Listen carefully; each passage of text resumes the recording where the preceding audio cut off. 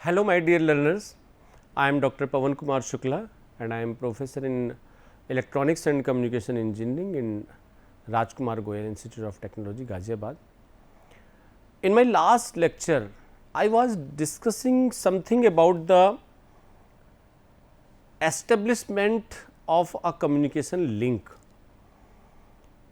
Actually, antenna and wave propagation is a very wide subject in which many of the principal things of communication are being studied.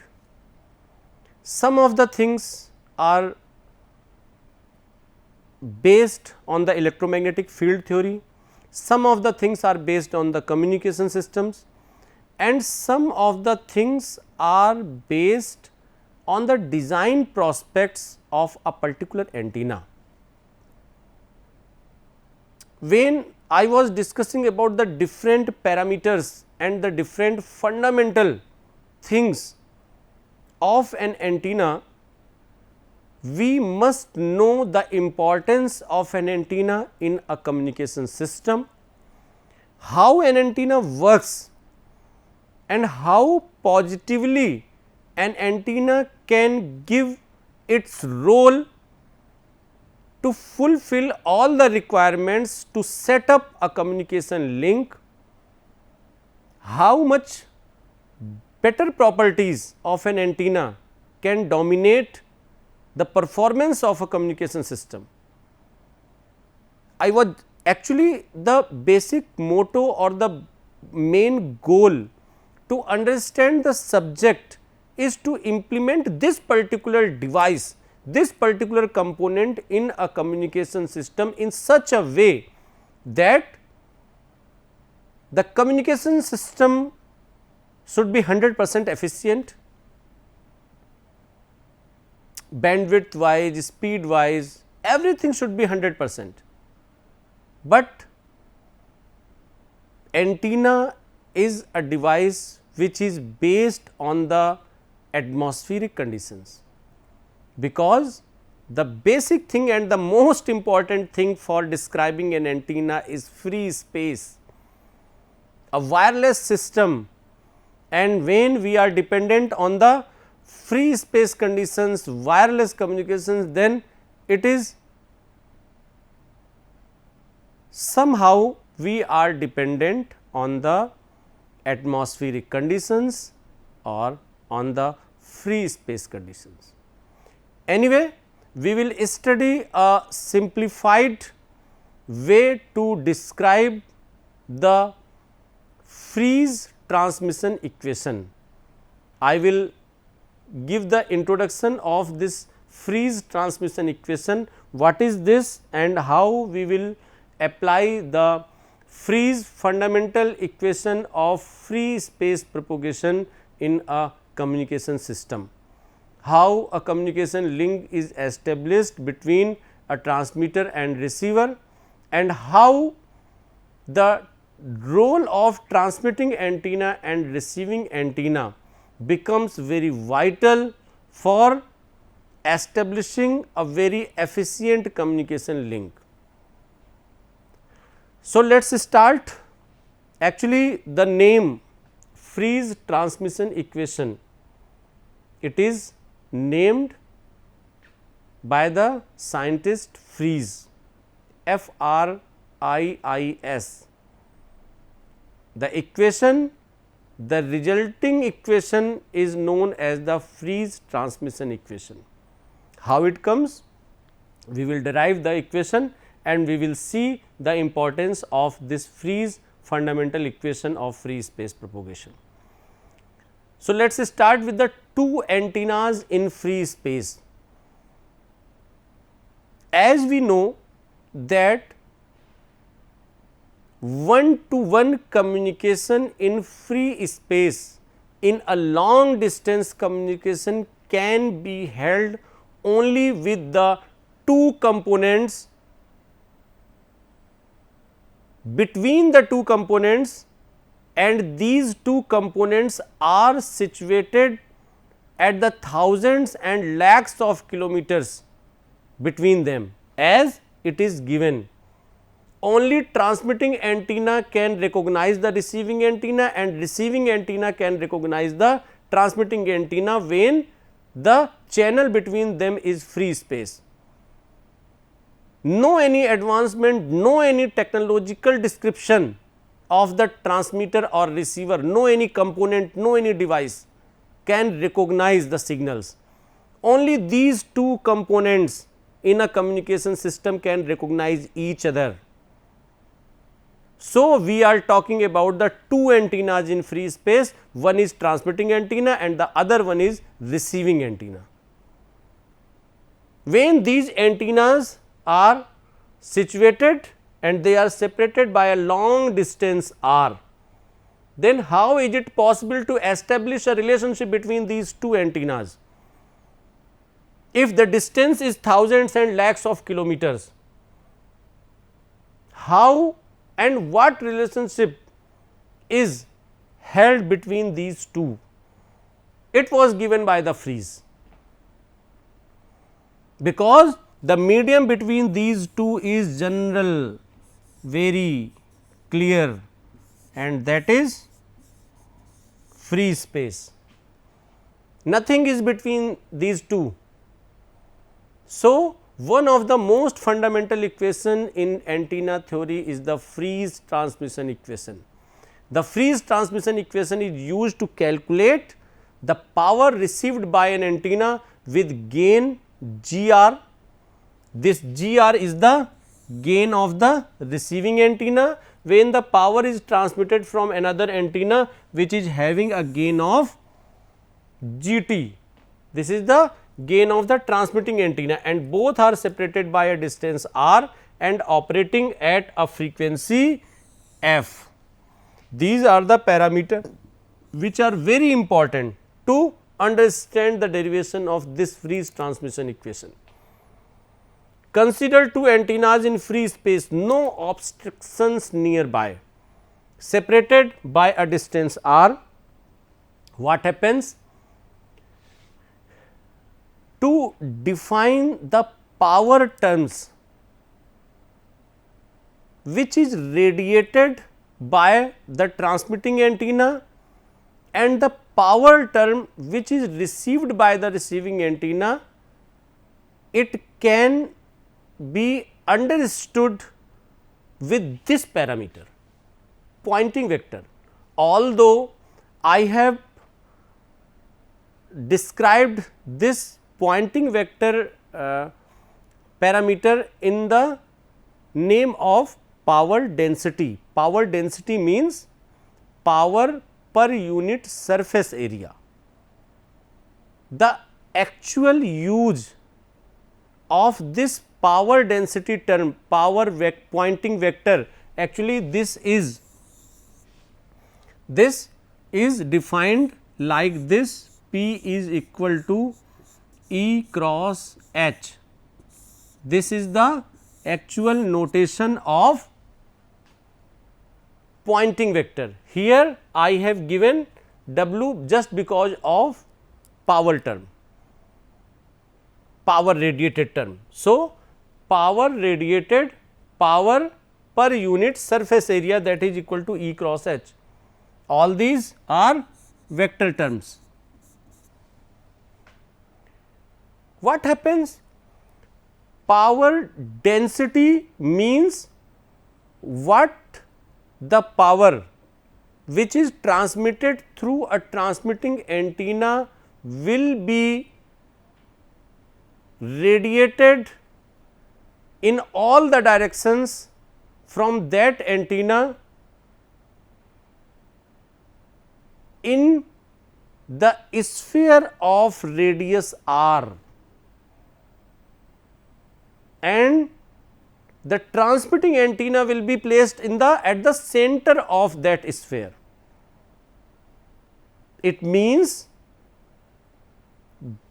what power the transmitting antenna is transmitted, a very small fraction of that power will be received by the receiving antenna which is placed at the r distance. So, to understand this particular pointing vector, as I have already notified and clarified and described the different important things about this pointing vector. Here our purpose is only that pointing vector or power density is the factor which is received by a receiving antenna, only a very small fraction of that radiated power will be received by the receiving antenna. So, that power density is given in terms of this one. If you understand, assume that PT watts of total power are delivered to the transmitting antenna which is omnidirectional, lossless, and that the receiving antenna is in the far field of the transmitting antenna. It means when these two antennas, transmitting antenna and receiving antennas, are separated by a distance r and the transmitting antenna is transmitting the power, suppose that transmitting antenna is omnidirectional, lossless radiator, it means it will be distributing its whole power in all the directions uniformly. Suppose a transmitting antenna is placed like this and it is having a total power PT, then around this, if it is center, then this will be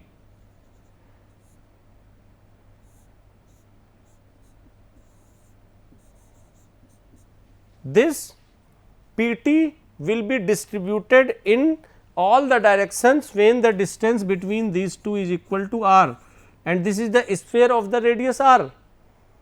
So, this receiving antenna will receive the power as PT upon 4 pi. This is the power density. This is the power density which will be received. This is the fraction of that power which will be received by the receiving antenna, which is placed at the r distance from the transmitting antenna. That is given this, means this is the power which will be received by the receiving antenna. And suppose that transmitting antenna is having a gain of GT. If the transmitting antenna has an antenna gain in the direction of receiver, means the direction of that receiving antenna is its most preferred direction, then this GT will be multiplied by the power density and the total power received by the receiving antenna will be given in terms of this. It means this power will be received by that receiving antenna which is placed at r distance from the transmitting antenna, which is having a gain of GT. Next, come to the receiving part. What happens at the receiving side?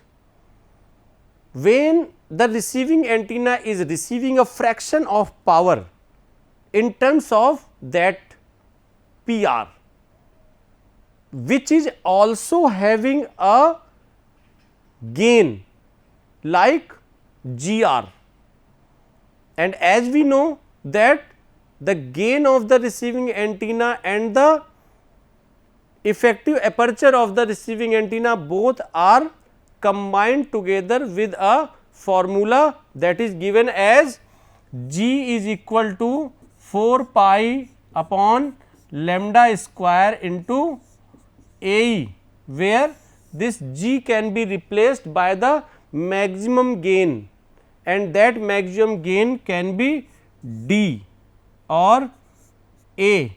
A is the antenna gain and D is the directivity.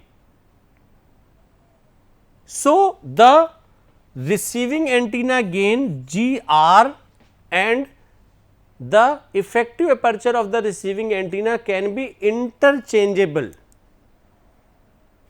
If we want to put the value of GR in terms of effective aperture, we can put here. If we want to put the value of GR in terms of AE we can also put here. So, in the same way when we put the value of GR in terms of AE, here I have written the formula, the gain formula in terms of AE, here the AE formula in terms of gain, both are interchangeable and this can be defined like this. This is the power received by the receiving antenna which is having an effective aperture of receiving antenna in terms of AER. So, finally, we can put the value of AER in terms of gain like this, and the formula becomes PR is equal to PT into GT into GR into lambda square upon 4 pi r ka whole square. It means the power received by that receiving antenna which is placed at the distance r from the transmitting antenna, which is having a gain of GT, and the receiving antenna which is receiving the power is also having a gain of GR, and the power is like this. This is the received power, this is the transmitted power, this is the gain of the transmitting antenna, this is the gain of the receiving antenna, lambda is the wavelength of the signal, r is the distance, and this is the overall factor, which is very important factor, and this formula is given by Fries. That is why it is also known as the Fries transmission formula. Fries transmission formula is useful for describing the relationship between the receiving power and the transmitted power. So, what may be the other forms of this Fries transmission formula? Another useful form of Fries transmission equation is given in equation like this, and since wavelength and frequency are related by speed of light c, that can also be incorporated in the Fries transmission formula, and it is expressed like this: PR is equal to PT into GT into GR into C square upon 4 pi r f ka whole square. The above equation shows that more power is lost at higher frequencies. As the frequency becomes higher in a communication link, in a communication system, in a transmission link, then the losses, the path loss will also be at the higher side. For antennas with specified gains, the energy transfer will be highest at lower frequencies, and the difference between the power received and the power transmitted is known as path loss. This term is very important term. Why this term is very important? Because the overall loss, why the complete transmitted power is not captured by the receiving antenna. Why? This path loss is the reason, because most of the power is lost during its path, when the wave is travelling from transmitting antenna to receiving antenna, most of its power has been lost, and it can be calculated. It can also be known as the spatial attenuation. Path loss or spatial attenuation can be given in the form of others. This is the generalized expression. This is the generalized expression of Fries transmission formula, and the Fries transmission equation indicates that the path loss is higher for higher frequencies. If the antennas are not polarization matched, this is also a very important factor. the received power can be multiplied by the polarization loss factor PLF to properly account for this mismatch, and the second equation can be altered to produce a generalized Friis transmission formula which includes polarization mismatch, and this is given in the form of this equation. Important expression when we know the value of PLF, polarization mismatch. This is the free space path loss. As I have told you that path loss is a very important significant parameter, and when the gain or loss or something like energy formulations are there, then we have to describe in decibels only. So, here decibels values are given, means the path loss in the equation of Friis transmission. Another very important parameter is obtained known as path loss, or it is also known as free space path loss or spatial attenuation, which is described as 10 log base 10 4 pi d upon lambda its whole square minus GT into GR, where GT and GR both are in decibels. We cannot put the value of GT and GR directly, they are given in decibels only when we have given this particular function in the form of decibels. So, GT given, GR is given, D is given, lambda is given, these all factors are known factors, and finally, this particular equation is very important for the numerical problems. We have to solve the numerical problems by using this formula, like FSPL, free space path loss, is equal to 20 log base 10 D plus 20 log base 10 F plus 20 log base 10 4 pi upon C minus GT minus GR, where GT and GR are also in decibels. Here the parameters which have to be known, that is distance, that is F, and this is C, which is already given. It is a this particular parameter is a constant, because 20 constant, log base 10 constant, 4 pi constant, and C is also constant, and it is described as like this 20 log, this is described in this equation minus 32.44, because it is a constant. So, in the form of logarithms, it is clear that the path loss portion, power received portion or transmitted power, that all the parameters are dealt in decibels only. So, the general expression is given this one, this is the basic transmission, basic Friis transmission formula, that is PR is equal to PT into GT into GR into lambda upon 4 pi r whole square. It means PT upon PR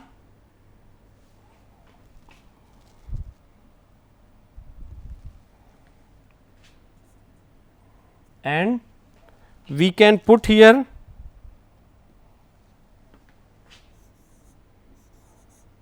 PR is equal to simple GT into GR upon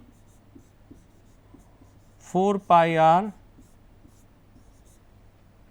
simple. It means GT, GR, these are the factors which improve the received power, which received power simply, and that is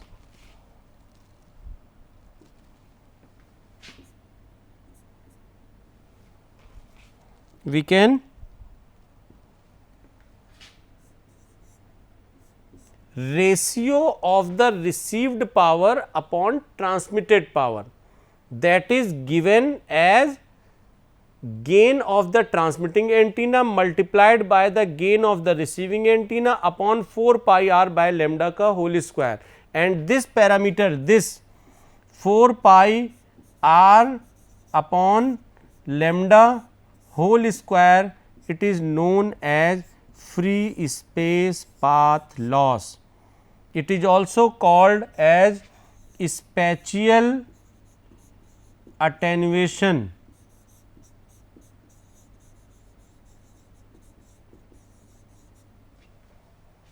And this is very important factor to obtained, and the final equation is given like this one dBm, and you can put the different values in the given formula, where the frequency is given in the form of megahertz and distance is given in the kilometer, GT and GR are given in the decibels, and the power received and power transmitted are given in the terms of dBm, decibels in milliwatt. So, simply this formulation, this formula is very important for the numerical purposes. This phase transmission equation is a very basic kind of equation for every kind of wireless communication, either it may be satellite communication, or it may be radar communication, or it may be mobile communication. Any kind of wireless communication is utilizing this Freese fundamental equation of free space propagation. So, thank you very much for learning so important things in the antenna theory. In the next lecture, we will describe some more fundamentals and parameters of antenna. Thank you very much.